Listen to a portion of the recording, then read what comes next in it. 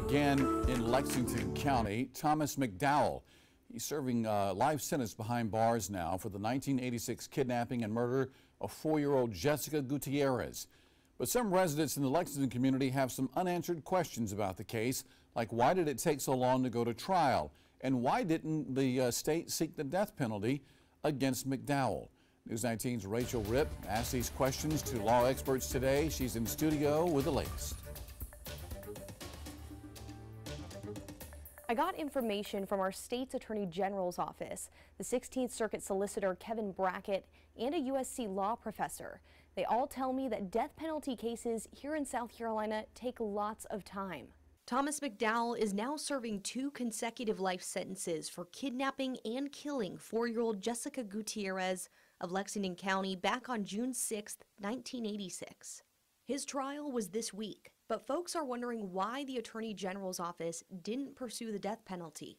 Madeline Wasilchuk is an assistant law professor at USC who teaches a course on death penalty law. She says evidence needs to be airtight and overwhelming if a prosecutor is trying to send someone to death row.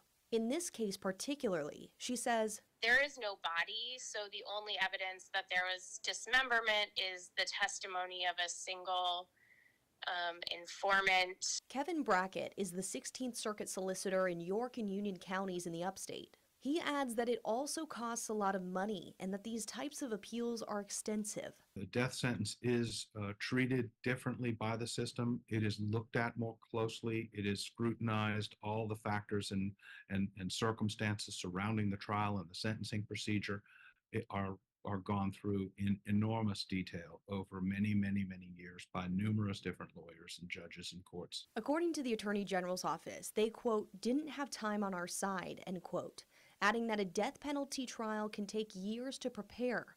And as old as this case was, they didn't have the time to put off a trial any longer.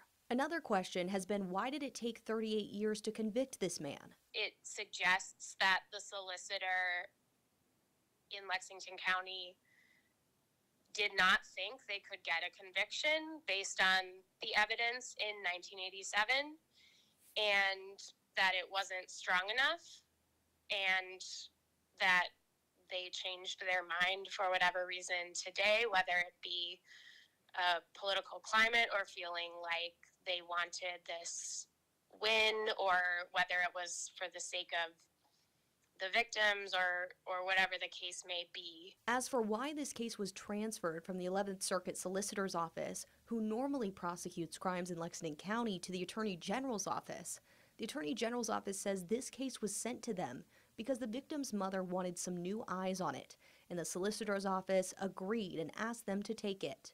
The Deputy Clerk of General Sessions in Lexington County tells me 225 summons were sent out to potential jurors in this trial. When I got to court Monday, I remember seeing at least 100 potential jurors. And according to the South Carolina Supreme Court, standardly, only 50 to 60 prospective jurors show up at the start of the selection process. In studio, Rachel Ripp, News 19, WLTX.